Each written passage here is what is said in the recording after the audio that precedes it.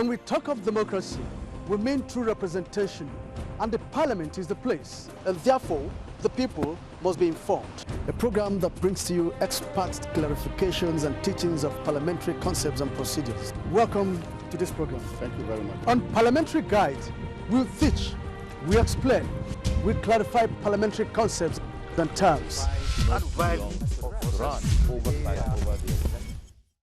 Hello, our esteemed viewers. You're once again welcome to our program, Parliamentary Guide, reaching you on NTA Parliaments. I am Lami Ali. Today, we are honored to have with us a distinguished personality, a member of the 10th Senate of the Federal Republic of Nigeria. He represents Niger East Senatorial District in the 10th Senate. Permit me to welcome Senator Muhammad Sani Musa. Welcome to Parliamentary Guide. Thank you very much, Lami. On Parliamentary Guide, we'll teach, we explain, we clarify parliamentary concepts and terms. Now, you have been for quite a while being a member of the National Assembly, that's the lawmaking arm of government. We want you to tell us, comparatively, looking at the 8th, 9th, and 10th Senates, which you are all a part of, how the relationship between the executive and the legislature, that is the lawmaking arm of government, impacts on good governance in Nigeria. Thank you very much, Lami. I'm part of the 9th and the 10th Senate. I wasn't part of the 8th Senate, but I'm a Nigerian, and I knew what was going on then. During the 8th Assembly, there was no love lost between the legislative arm and the executive, and that has caused so much of underdoings between the two arms. And as a result of that, so many things were missing. If you recall, then even the budgets usually are delayed. They don't pass the budget until around June, July, which is detrimental to the economy of this country. And knowing that fully Nigerian economy is run by national budget, so the delay has caused a lot, and the lack of understanding between the two arms of government, the leadership of the two arms of government, has caused a lot of distrust. Even the electorates were not happy with it because, I mean, they said when two elephants are fighting, it's only the grass that suffers.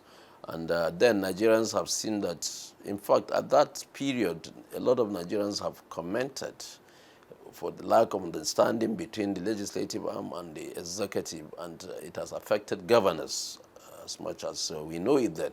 But if you look at the 9th Assembly, you will see that there are kind of understanding between the legislative arm and the executive, where they have worked together variously. That's why the fact that when some Nigerians, when they see the National Assembly working hand in hand with the executive, they tend to say, oh, the legislature is a rubber stamp. That does not make you a rubber stamp.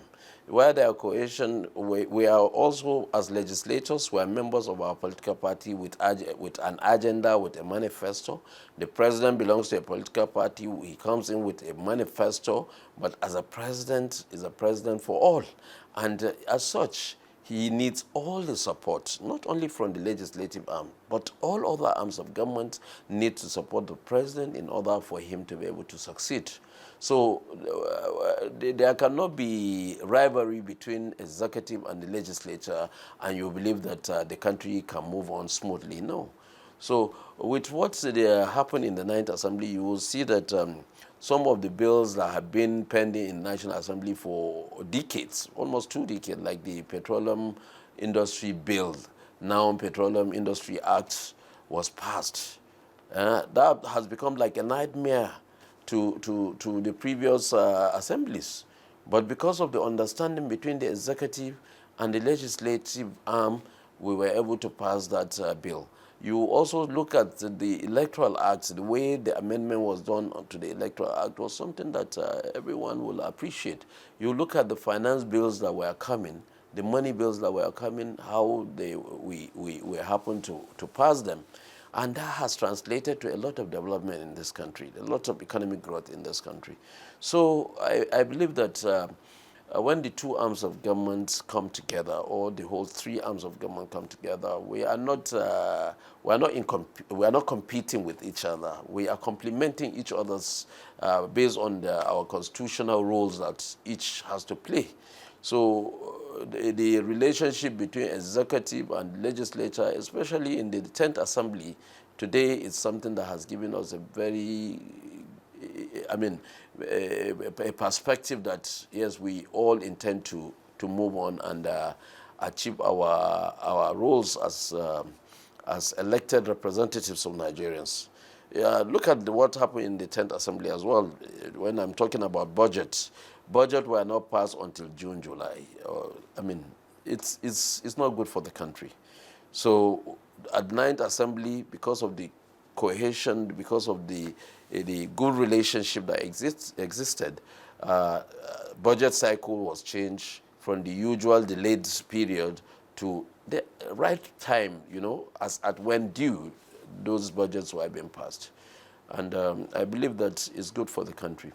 Now in the 10th Assembly, you will see that the President, His Excellency President Ahmed Bola Tinubu, was once, GCFR was once a senator. The Vice President, His Excellency Vice President Kashim Shettima, also GCON, was once a senator. They were all in this legislative arm of government. The Secretary to the Government of the Federation was also a member of the National Assembly. The Chief of Staff to the President was a member of the National Assembly. So many ministers are also once members of National Assembly. So when you are talking about cohesion, when you are talking about coming together to work, there is no better time that we can work to achieve what we want to achieve than now.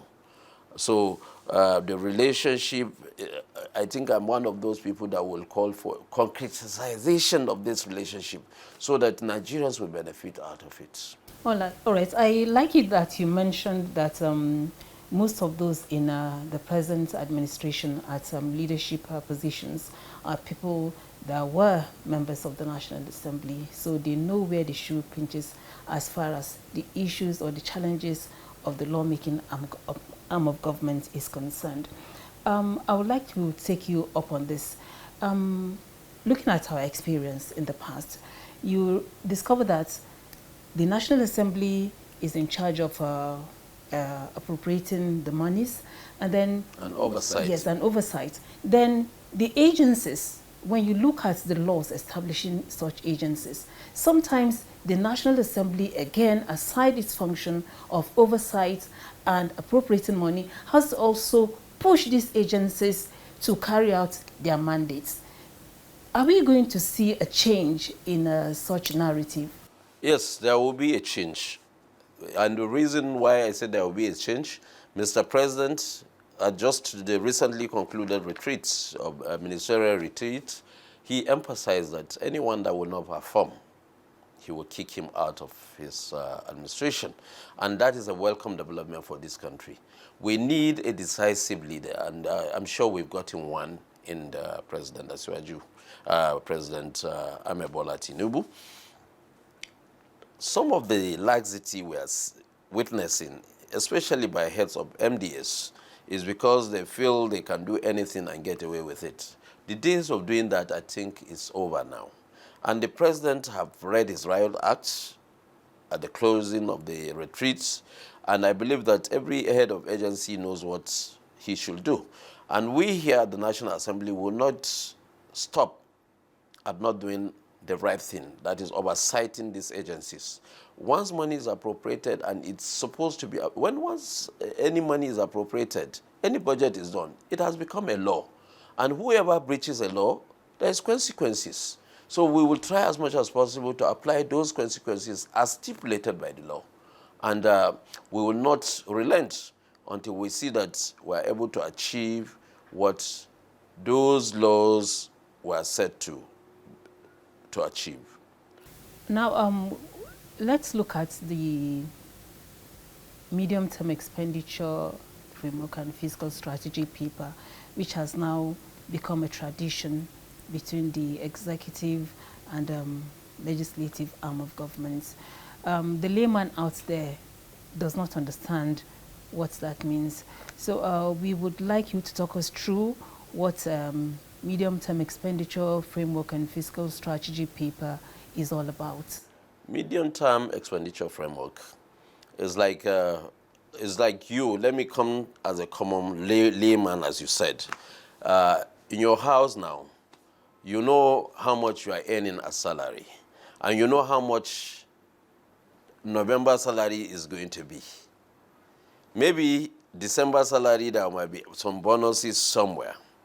But if you are thinking of November, you know already how much salary you are going to get in November. You know, you will start planning. You will start saying, okay, I will pay for this, I will buy this, I will do this, I will do that. Fiscal strategy is all about planning and thinking of where source of revenue is going to come and how much you are going to earn to plan for that amount of money that you, and especially where you have so many needs. You know, you have to appropriate those needs. You have to now see how you either cluster them, how you now segregate them, how you are going to apply these little resources you are going to get to make it happen. And you tend to plan this based on the projections that you are going to have. You will set up a parameter. Those parameters are what will help you. Maybe if I'm earning 100 million and I think I'm going to get 120 million, but 120 million is not down. It's only the projection I have. I will start working on how I'm going to. And then I will start thinking that in 2023, this is what I have gotten. Okay, in 2024, I'm sure I'm going to get more. In 2025, I'm going to get more. In 2026, because our framework, we always take it like 3-year round, and we plan towards that. And, you know, government makes its plans based on the revenue, the IGRs, the revenue it will generate. The consolidated revenue is there. How much are we going to make based on the previous budget? What is the performance of the previous budget? And how do we apply it to this? Those are the strategies that comes with the fiscal strategy paper and the MTEF.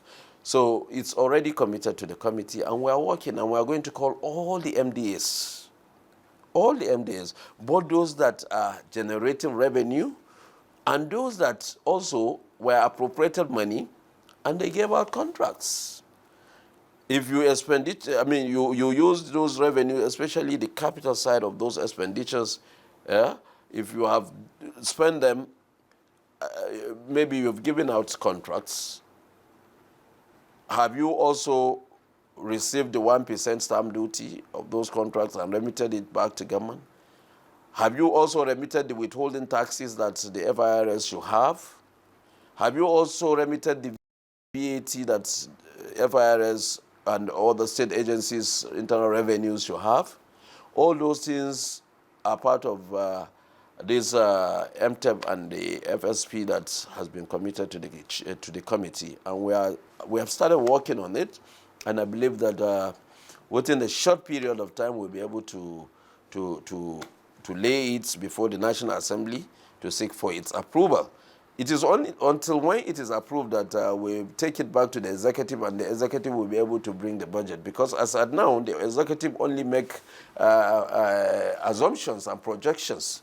Until when we work on it and then give the executive the approval, they will be able to now say, oh, this is actually, executive can make their projections. Like the 2024 budget, the projection has already been done.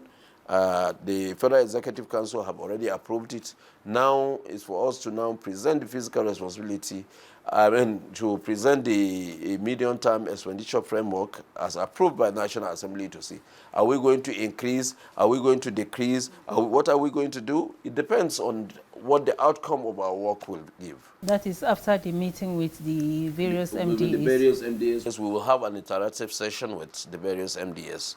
And then we will also look at the revenue profile of the federal government. Now, what is the thinking of the National Assembly in relation to making more MDAs as revenue generating? The basis of doing that, for me, I think it's important that when you are expanding, you are also getting, there should be return, because no government runs without resources. And as much as possible, if we have avenues to raise these resources without adding stress on the public, on Nigerians, I think it's important to do it. And most of these revenues, for me, where revenue generating agencies generate revenue and also use the same revenue to spend for themselves, I think we are looking at that. We are going to work seriously on those kind of revenue generating agencies, because the federal government, the consolidated revenue account needs to be always being remitted as at when due, as at when due. We want to close up that gap where revenues will be collected in 2016 and up till today, we are yet to see where that revenue was deposited.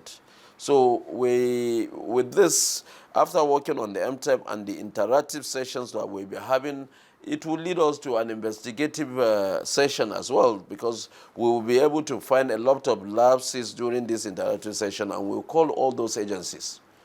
There are a lot of agencies. I cannot understand how agencies will not be willing or will not be remitting resources that they generated that is not for them to use.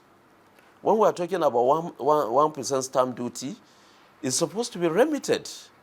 Are they remitting it? We will come to know. Because, we will look at both the consolidated revenue report that will be given by the Office of the Accountant General of the Federation, and also the Fiscal Responsibility Commission will also give us a insight to know who have defaulted and who has paid what. If you underpay the federal government, be ready that you must pay back what you have taken from the government. Thank you very much. The program is still a parliamentary guide, and our guest is Senator Muhammad Sani Musa. We're going to take a short break now. Do stay tuned. On Parliamentary Guide, we'll teach, we explain, we clarify parliamentary concepts and terms. Thank you for joining us once again. The program is still Parliamentary Guide, and our guest today on the program is Senator Muhammad Sani Musa. Now, before we went on the break, we were talking about how governments can improve revenue generating capacity of the various MDAs. Now, there is a sector that seems to be neglected in Nigeria as far as revenue generation is concerned. That is the solid minerals sector. How do we bring about a change so that governments can benefit from these huge, plentiful resources that we have? Thank you very much for this very, very important question. You know, you saw me smiling because I know where you are heading to. You're talking about the mining. Yes, Nigeria is losing huge amount of revenue. In fact, what we can generate from solid minerals, from mining, it can even be more double than what we are getting from the crude oil.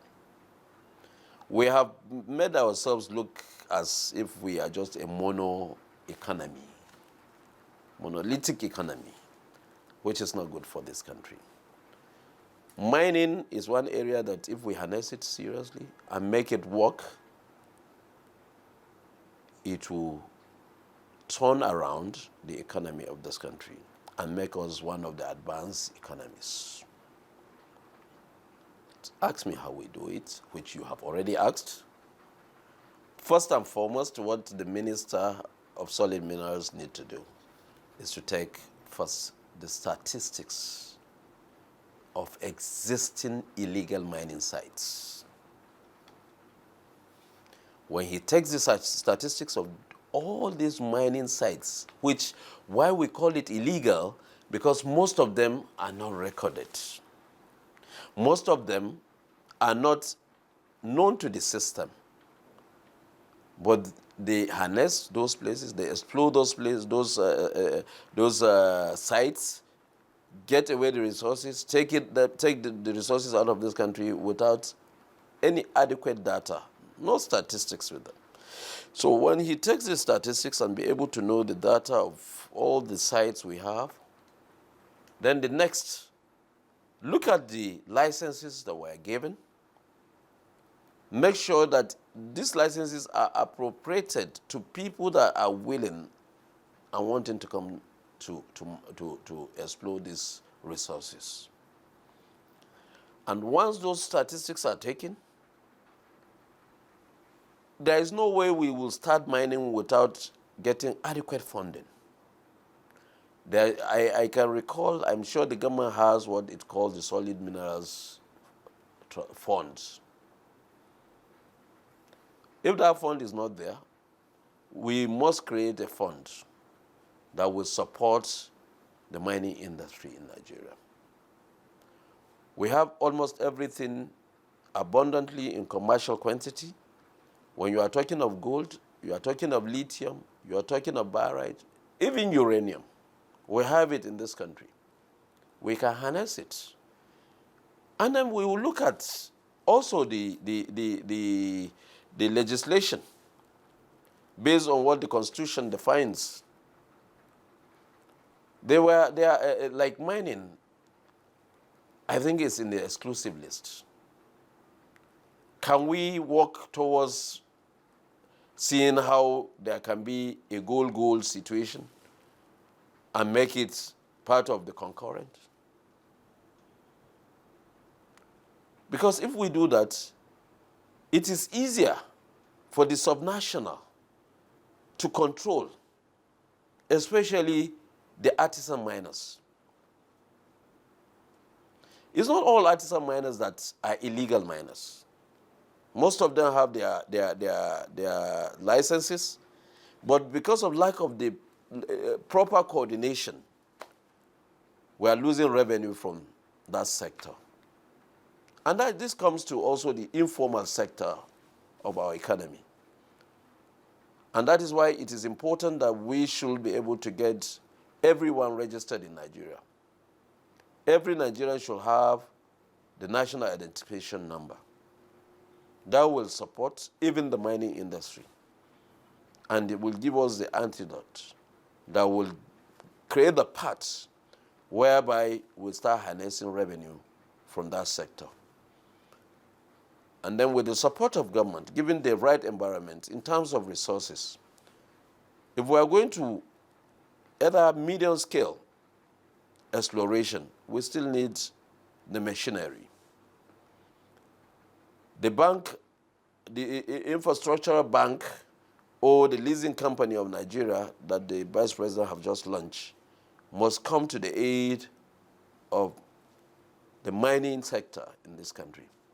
Because if we want to really achieve and get the kind of revenue or the resources we're looking for, we must also explore the potential, exploring those potentials by the use of machinery that will be able to generate that kind of revenue we are looking at. So I believe it's very important that we look at the mining sector. Just as we should also not relegate the agricultural sector, because with agriculture, some countries have made names, have advances. Some countries have become world advanced economies just using agriculture. They don't have oil. They don't have gold. But they utilize agricultural sector. So here, we have the crude oil. We have mineral resources, gold, what have you, even diamonds, you can find them in this country. Mining predates the independence of Nigeria, because when you go to places, especially within the north-central parts of Nigeria, when you go to places like Plateau State, you see very old historical sites where mining have commenced, in the early 1920s when we were under colonial rule. In your opinion, how did we as a nation lose control over who mines what and at what location? Yes, we used to have the iron ore and other mining sites around the plateau, if I remember. There's even the National Mining Corporation then. I think after the nationalization of all these sectors by the then federal government, we didn't come up with a blueprint on how we can harness the sectors. And we were concentrating because during that period there was this oil boom, and we tend not to plan ahead. Some countries, when they are planning like 30 years ahead, 50 years ahead. They are not planning for themselves, they are planning for the generations that will come. If we have done that, we will have gotten it right. But I think with what the present administration is doing and looking at all the 8-point agenda of Mr. President, I'm very optimistic that we are going to get it right now. He's going to put us that first step at which will create the industrialization of this country. And I believe the mining sector is one of the utmost priorities of this present administration. Looking at the person as the helm of the affairs of that ministry, Mr. Dele Alake, I know he's a very serious human being, and I believe that he's going to do justice to that ministry by creating the kind of enabling environment that we were talking about for us to harness that sector. And I believe mining is one area that will bring out Nigeria from the doldrum. Now, looking at stories that come daily from most of these areas that have been recognized to be rich in minerals deposits, it appears everything has been hijacked by criminals.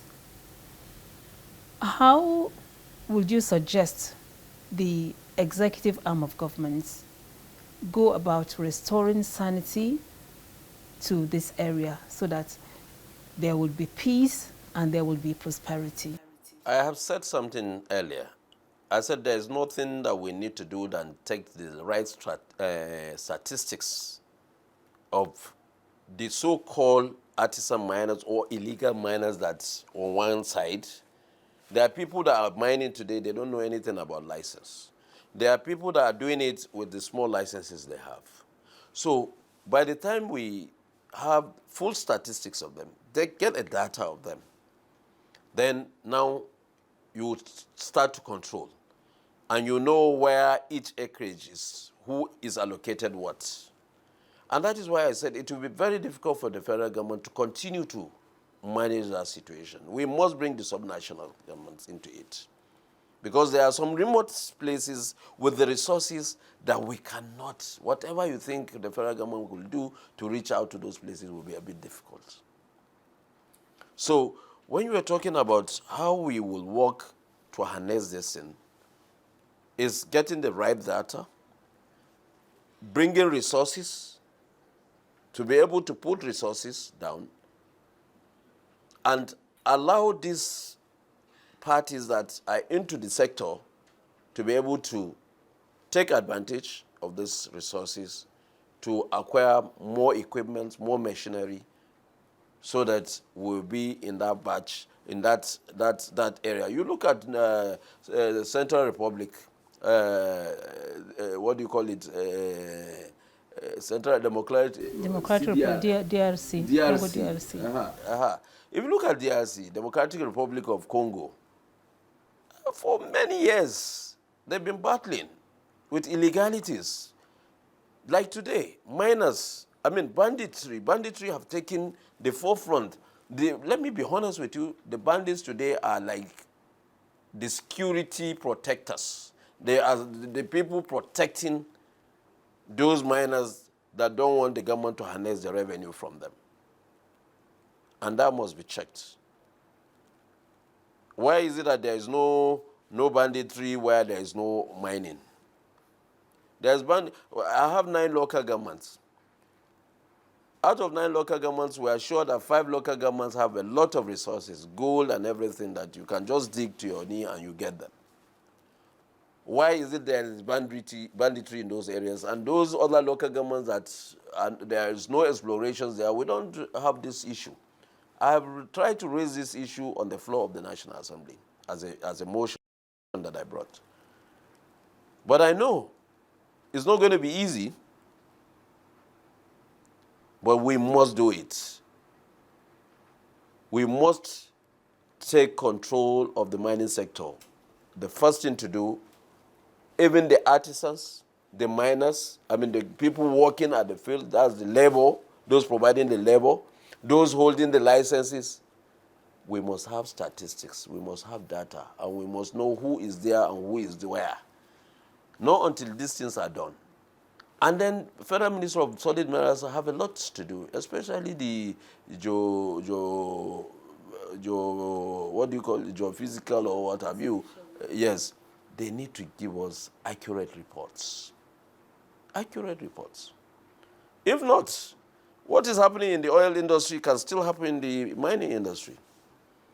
They will be mining and they will be stealing all the revenue and the royalty that's supposed to be for the federal government.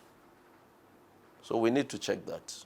Now, the role of the lawmaking arm of government, again, is advisory. You have spoken so much, you've given a lot of perspectives, even in the motion that you brought, which was debated and adopted at the plenary of the Senate. Beyond advising, now, would you suggest further to the federal government to engage the locals? Because most of these things are being done in connivance with the locals. Would you advise the federal government to engage the locals so that it can, at the end of the day, be in full control, be in charge? Okay, let me correct it. Our rules constitutionally is not advisory. It's a law-making body. And when we make the laws, both the executive and Nigerians need to abide by those laws. If we pass resolutions to the executive, we are giving the executive an insight of what Nigerians expect, because we are the more true representatives of Nigerians, because we went to the poll and we were elected. So whenever we pass a resolution, we expect that those resolutions will be looked into with every seriousness by the executive. And that is the reason why the relationship between the executive and the legislature and the legislative arm can be consolidated. It's a situation where you see an illegality happening and you pass a resolution based on a motion that was brought before the chamber, before the members. And then a resolution was reached, and you said that resolution is just a mere advice. We don't have to work with it. If we don't work with it, we will come back, apply the necessary, where the necessary legislation is, and we take it up with you on that basis. So you can see our role is not just advisory, our role is also to complement what the executive is doing. And I believe good relationship with the executive and the legislative arm of government and all other arms of government will give Nigerians the desired dividends of what democracy is all about. What should Nigerians expect from the 10th Senate, which is just 6 months into its 4-year life cycle? What I think Nigerians are looking forward to is a vibrant Senate that will give Nigerians what their expectations are. And let me be honest with you, it's not easy to meet the expectations with meager resources. But I believe that this is a Senate, the 10th Senate will work assiduously to make sure that the government's revenues are generated for government to be able to meet up all its needs. Let me assure Nigerians that the president is a listening president, is a president that have come with a plan. It's not an accidental president. It's a democratic president that have worked for this office, that have been working to attain these heights for so many years back. So he knew where it pinches as well. So I believe that we are going to give Nigerians what they deserve, especially when it comes to constitutional amendment. We'll look at the Constitution very well. There are gray areas that need to be touched. We look at the Electoral Act again and also work on the Electoral Act. We wouldn't want a situation where every time is the judiciary that you will give us our representatives. We must do our things right. We must try as much as possible to conduct elections that are seamless, whereby when you win, you know you won. When you lost, you know you lost. So I think we have a lot to do. The lot of Nigerian youths that are roaming the streets, by what the 8-point agenda is, there will be room for generating a lot of revenue, especially when you look at the creative industry, the creative economy, and then when you look at the marine economy as well, the green economy, you know that we mean business this time around. And I believe that with what Mr. President has said, we will renew the hope of Nigerians. And look at the scholarship. The supplementary budget has just been passed, and you can see how much has been put in for Nigerian students. Students' loans, yes. So there is hope. There is hope. We thank you very much, distinguished Senator Muhammad Sani Musa, for your time. I appreciate it. Thank you very much. We thank you, our dear esteemed viewers, for being with us. And the program has been Parliamentary Guide. We featured distinguished Senator Muhammad Sani Musa, representing Niger East Senatorial District and a member of the 10th Senate. We thank you for your time, and we urge you to join us next time as we bring another distinguished personality to feature on this program. Until then, I am Lami Ali, saying bye for now.